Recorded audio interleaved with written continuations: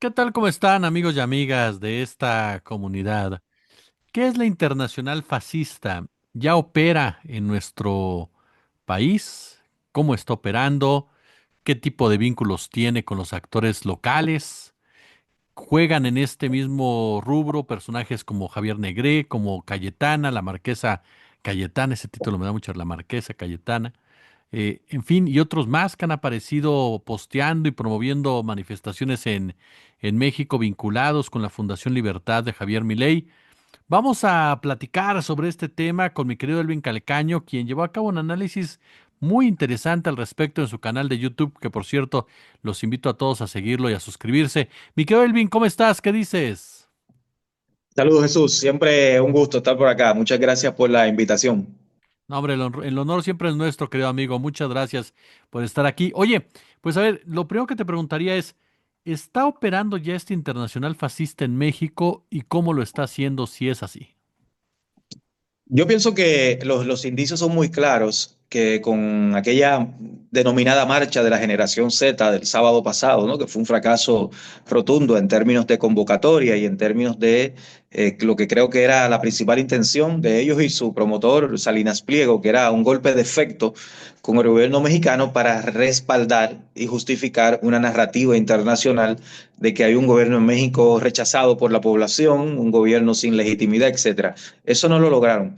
Ahora bien, y esto conecta directamente para responder la pregunta, Jesús, yo pienso que la articulación internacional que se vio, donde estaban figuras como Alex Jones en Estados Unidos, habían cuentas no asociadas a Donald Trump, a Barron Trump, el hijo de él, que no son cuentas de ellos realmente, pero son cuentas que seguidores de ellos crean en redes y en este caso en X y le ponen Donald Trump fans y ese tipo de cosas. Había muchas cuentas de ese tipo operando el sábado, tomando videos seleccionados con ángulos seleccionados y diciendo en X que X hay que tener en cuenta que es una plataforma de la ultraderecha internacional. El dueño de X, Elon Musk, es un ultraderechista abierto y que ha ido modificando el algoritmo de esa red para que se privilegie el discurso y el tipo de discursividad de ultraderecha para que tenga más alcance, capte más atención, se haga más viral.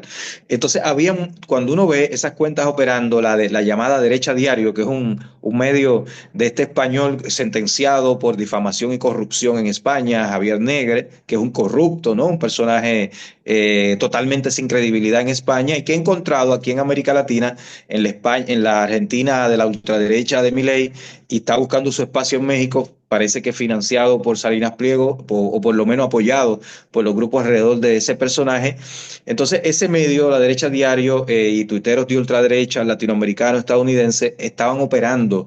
Y yo creo que en ese sentido sí se ve a esta ultraderecha e internacional fascista que está poniendo el foco en México. Porque México creo que es un escenario clave para ellos por la característica que tiene el hecho de que la principal economía de América Latina esté siendo gobernada para la izquierda y que es una izquierda que tiene éxito, ha ganado muchas elecciones. La presidenta Claudia Sheinbaum tiene todavía una gran aprobación. Entonces, México es un objetivo para esta gente dentro de la construcción narrativa que ellos tienen y con la cual se manejan de que la izquierda no funciona, de que la izquierda es un desastre en todo lado. Quieren convertir a México en un desastre. Tal vez no lo logren en los hechos, no creo que lo logren, pero sí lo pueden lograr a nivel subdiscursivo. Y hoy la realidad se puede crear. Tenemos países y líderes y figuras que les puede ir muy bien gobernando, pero pierden la disputa comunicacional y le crean unas narrativas y unas percepciones que parecería que son un desastre, aunque no lo sean en los hechos, pero sí se puede construir mediáticamente. Creo que van por ahí. Oye, en este punto tú mencionabas una frase que me encantó, que era, te quieren convencer dentro de su discurso por no cómo vives, sino cómo aspirarías a vivir, ¿no? Sí, ellos juegan ahí con un elemento y mi ley, a mí me gustaría que veamos esto también, Jesús, como laboratorios, porque el mundo está en crisis hoy día, está en disputa. no está claro a qué dirección va a ir el mundo luego de estas múltiples crisis que hay hoy. Crisis en el nivel geopolítico, crisis del sistema de gobernanza mundial, crisis de la democracia, crisis de las instituciones liberales, crisis de los grandes consensos, crisis de los medios tradicionales, etcétera. Hay muchas crisis. Y en ese contexto no se sabe a dónde va a ir la situación. Lo que hay es una gran disputa, ¿no? Y entonces, lo que a mí me da mi perspectiva, cuando vemos lo que hace Milei en Argentina, lo que hace Vox en España, lo que hizo Bolsonaro en Brasil, lo que está haciendo Trump en Estados Unidos y lo que está tratando de hacer la ultraderecha mexicana articulada a la internacional fascista en México, son como ensayos. Y en ese sentido, lo que ocurrió en Argentina fue un ensayo muy exitoso. En Argentina pusieron a la gente pobre, sobre todo jóvenes, a votar por un proyecto que les iba a perjudicar la vida, pero por el cual la gente votó en términos de cómo quisiera vivir, no de cómo vive, por cómo estos discursos de ultraderecha juegan con los factores aspiracionales, juegan con esta idea de libertad donde te presentan al gran empresario multimillonario como la figura ideal, como aquel personaje que te puede llevar a otra dimensión y entonces que tú quieras ser como él, aunque tu vida sea muy distinta. Entonces la gente, en este caso jóvenes, que son los grupos, según muestran estudios, que más captan este tipo de narrativa, terminan votando no como viven, no en función de sus situaciones materiales concretas, sino como quisieran vivir. ¿Cómo quisieran vivir? Bueno, quieren ser emprendedores, quieren ser su propio jefe, quieren ser los Elon Musk de la vida, los Salinas Pliegos de la vida, ¿no? Entonces, ahí hay una dimensión con la que han sabido jugar muy bien y que no tengo dudas, y no me sorprendería para nada que la estén poniendo en marcha en México. Y por eso creo, por ahí va la apelación a los jóvenes que están haciendo allá en México. Oye, ¿quiénes conforman esta, o cómo, sí, quiénes conforman este internacional, fascista? ¿Quién es si hay un eje articulador o son diferentes rostros? ¿Cómo se va conformando? Ellos tienen, hay organizaciones como Atlas Network que agrupa a muchos sectores de ultraderecha, obtienen financiamiento. Hay una llamada Fundación Faro que la dirige este neonazi argentino Agustín Laje, que hoy día debe tener todo el financiamiento del mundo, ¿no? Porque está gobernando Milei en Argentina, él es muy cercano de Milei y todo lo demás. Hay ese tipo de instituciones, está la Heritage Foundation en Estados Unidos y organizaciones que se articulan, ¿no? Y que nuclean a esta gente. Pero, y también los medios digitales, tuiteros, hay uno que es conocido, un tal Menoni, algo así, que es un venezolano de ultraderecha, que es una máquina de difundir noticias falsas. Se dice que vive en El Salvador, cobijado allí por Bukele, otros ultraderechistas de venezolanos y cubanos de Miami. Hay organizaciones, yo te diría, Jesús, organizaciones como Atlas Network, que lo que sirven es como fuentes de financiamiento y asesoramiento para estos sectores. Hay luego activistas ubicados en distintas redes sociales, generando contenido, financiados para que, ¿verdad? Tú que eres un gran experto en todo esto de generar contenido, tú sabes el trabajo que requiere generar contenido. Pero esta gente se pasa todo el día en eso, porque están financiados, están muy financiados para hacer eso. Y por otro lado, a mí me parece que espacios geográficos. Por ejemplo, España, Madrid, es un centro del ultraderechismo, sobre todo hispanoamericano, ¿no? De habla de español. España, Miami, en Estados Unidos, eso es un centro del ultraderechismo hoy. Y creo que quieren convertir la Ciudad de México en ese centro y por eso van a poner el foco en desplazar a Morena de la dirección de la Ciudad de México, que creo que va a ir cosas, indicios de por ahí, porque ellos cogen ciudades claves, ya tienen Buenos Aires en Argentina también, por ejemplo, tienen San Pablo en Brasil, que es un gran laboratorio de ultraderechismo, gobernada por un fascista, apellido Freites, hoy en Brasil, y creo que van por México, por la Ciudad de México, para allí tener una base de apoyo y una suerte de feudo donde agruparse, hacer eventos, obtener financiamiento y demás. Por eso creo que México es tan importante para esta gente y van con todo contra el gobierno mexicano. Oye, en este punto, por ejemplo, ¿cómo juegan los actores locales? Con un Salinas Pliego, mencionaba la Ciudad de México, en donde está la alcaldesa de Cuauhtémoc, Alessandra Rojo de la Vega, que ha tenido reuniones con grupos ultraconservadores en materia religiosa, con la gente de España, precisamente, que apoya la gentrificación. ¿Cómo juegan estos grupos locales? ¿Cuál es el papel de estos personajes? Sí, estos grupos locales, en el caso ¿no? de estos personajes que mencionabas allá en México, como les sirven en Argentina, en España, los utilizan para penetrar en esas sociedades, tener una cara visible, políticamente legitimada dentro de la sociedad en la que quieren intervenir, para que les abra puertas y para que sirva como su avanzada prácticamente.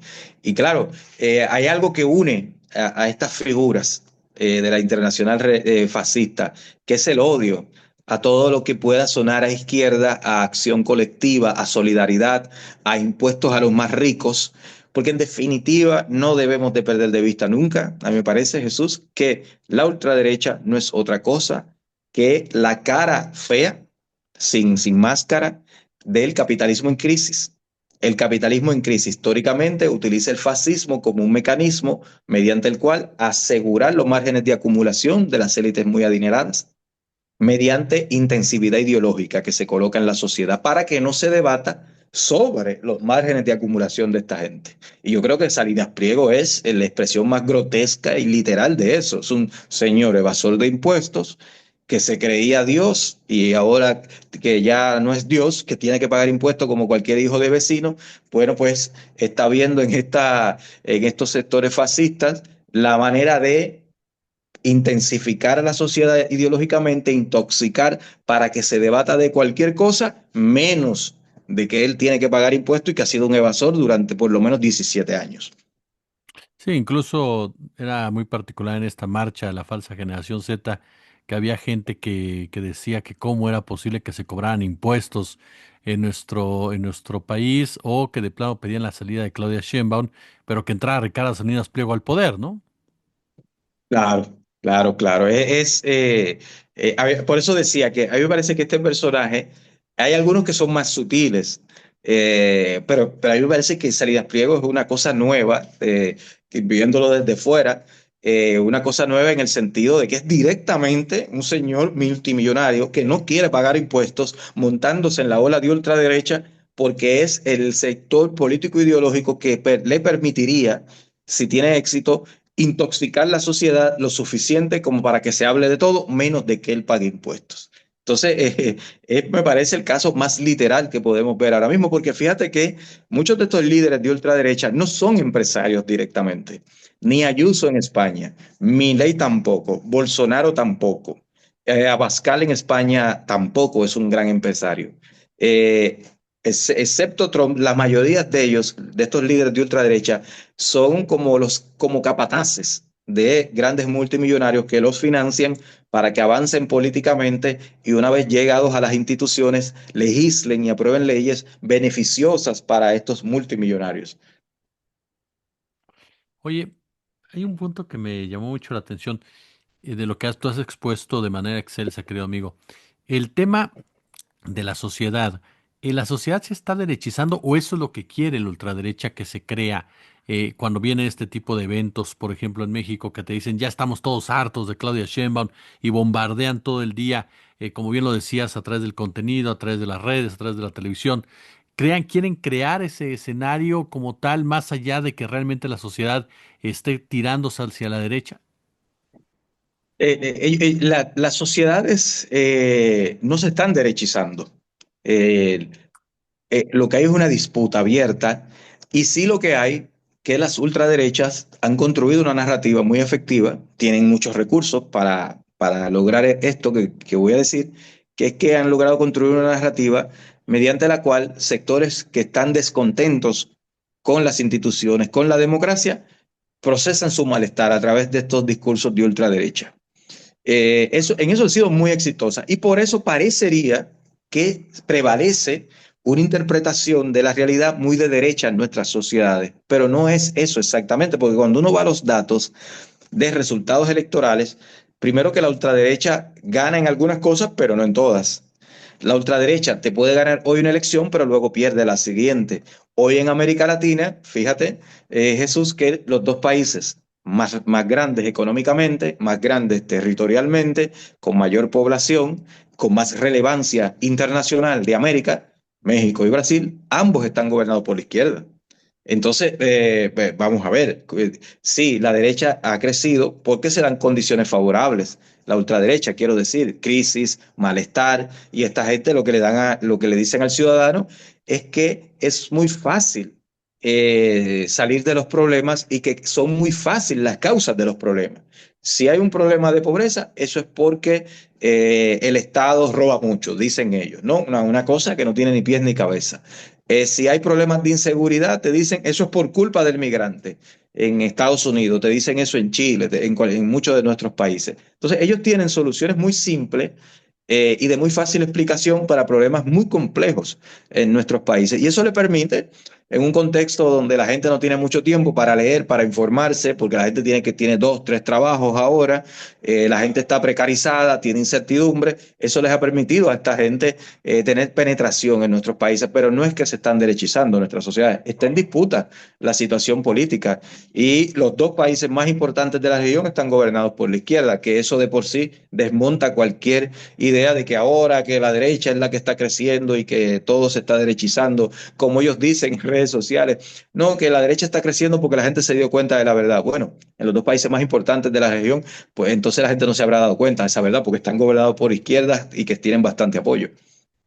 No, además depende mucho de lo que consideren o piensen que es la famosa verdad.